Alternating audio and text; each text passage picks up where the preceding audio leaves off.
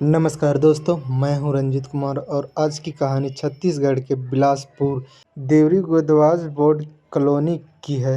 इस कॉलोनी में एक परिवार रहा करता था, जिस परिवार में दो व्यक्ति होते हैं, एक महिला और उस महिला का एक बेटा। बेटा का उम्र 17 वर्ष होता है, नाम ओम होता है और महिला का नाम सरिता श्रीवास्तव होता है। सरिता श्रीवास्तव एक प्रिंसिपल के रूप में काम कर रही थी और ये जो ओम होता है 17 वर्ष का, वह 12वीं कक्षा का छात्र होता है और जिस स्कूल में ओम पढ़ाई किया करता था, उस स्कूल में ओम सबसे अव्वल लड़का था। वह सबसे तेज की गिनती में आता था और हर एग्ज़ाम में टॉप करता था।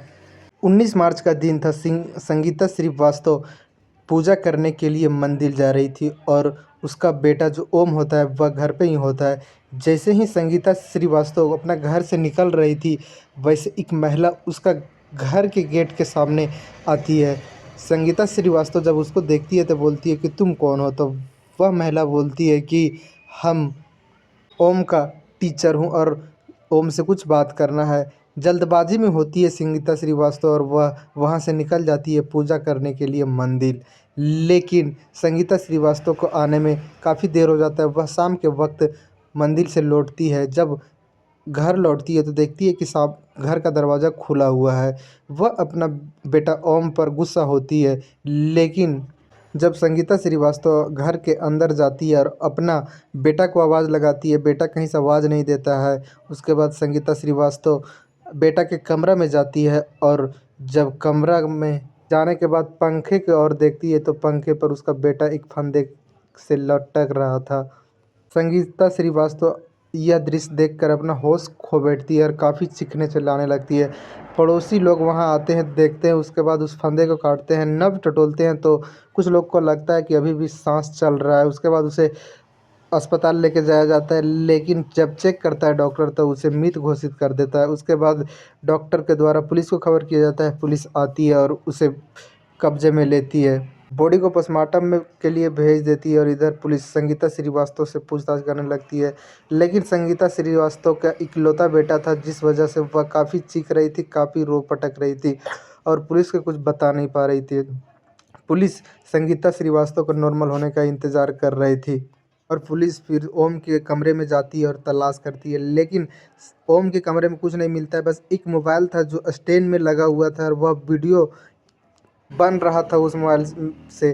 उसके बाद वह मोबाइल को पुलिस लेती है। वह मोबाइल में एक लॉक था जो नहीं खुल रहा था। उसके बाद उसे पुलिस तुड़वाने के लिए एक का स्पेशलिस्ट के पास भेज देती है और इधर ओम के कमरे को सील कर देती है। उसके बाद पुलिस फिर उसके माँ से पूछताछ करती है, लेकिन उसके माँ बस यही बोलती है कि हम सुबह के वक्त मंदिर जा रहे थे और जब हम बाहर निकल रहे थे तभी गेट के सामने एक महिला को देखे जो कि बताई कि हम ओम के टीचर हैं और ओम भी बोला कि हाँ मेरे टीचर है। तो हम उस महिला को वहीं अपने घर में ही छोड़ के और हम मंदिर आ जाते हैं। उसके बाद जब शाम को लौटते हैं तो ऐसे ऐसे हो गया था। उसके बाद पुलिस फिर यह आधार पे उस महिला जो टीचर बता रही थी अपने आप को, उसे उठाती है और उससे पूछताछ करती है, लेकिन वह महिला कुछ नहीं बताती है। फिर पुलिस तक उस मोबाइल का लॉक टूट गया था और उसमें वीडियो जो कैद हुआ था उससे पता चल रहा था कि जो ओम था वो अपने आप से फांसी लगाया था, मैंने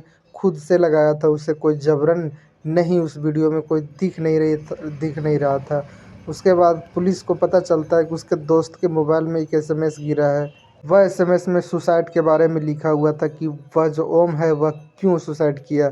वह ओम लिख के भेजा था अपना दोस्त के पास कि हमारी जो गर्लफ्रेंड है वह टीचर है, एक जो स्कूल में पढ़ा करते थे उसी टीचर से हमें प्यार हो गया है, लेकिन वह हमारा नंबर को ब्लॉक कर दिया, हमसे बातचीत नहीं करती है, जब उसका ज़रूरत पड़ता है तभी बातचीत करती है। उसके बाद पुलिस फिर उस टीचर से पूछताछ करने लगती है। जब उस टीचर के पास शक्ति दिखाती है तो वह टीचर टूट जाती है और एक कहानी सुनाती है। बताती है, साहब हम तो पहले जब पढ़ने में ओम अच्छा था उसी वक्त उससे लगाव हो जाता है और दोनों नज़दीक आ जाते हैं और दोनों में प्यार हो जाता है और कई बार शारीरिक संबंध भी बन जाता है। लेकिन ओम का उम्र कम होने की वजह से ओम से ज़्यादा हम आगे के बारे में नहीं सोचते। टीचर का नाम आराधना होता है, उसका उम्र 30 वर्ष होता है और जो महिला टीचर आराधना होती है ओम से दूरी बनाने लगती है और एक दूसरा टीचर से प्यार करने लगती है और वही बात ओम को खलने लगता है। जब ओम का नंबर हम ब्लॉक कर दिए थे तो ओम काफ़ी ज़्यादा परेशान हो जाता है। एक दो बार हमसे मिला भी, लेकिन हम अपने आप से सच्चाई बोलकर उसे बोल दिए थे कि हम तुम्हारे लायक नहीं हैं, हम किसी और से प्यार करने लगे हैं और तुम अभी ये सब छोड़कर अपना पढ़ाई पे फोकस करो। लेकिन ओम उसका प्यार में पागल था और ओम अपना होश खो बैठता है, घर में अकेले होता है और वह अपने आप को नहीं संभाल पाता है और अपने आप को पंखे से लटका कर अपने आप को जीवन लीला समाप्त कर लेता है। उसके बाद पुलिस आराधना के खिलाफ एक रिपोर्ट बनाती है जिसमें आराधना को ओम के साथ प्यार करने और धोखा देने और पॉक्सो एक्ट लगाकर केस बनाती है और यह मामले को कोर्ट में भेज देती है। अब कोर्ट का इंतज़ार है कि आराधना को क्या सज़ा मिलता है, लेकिन एक माँ का ममता का साथ कितना बड़ा खिलवाड़ हुआ। इस कहानी में इतना ही। जय हिंद, जय भारत।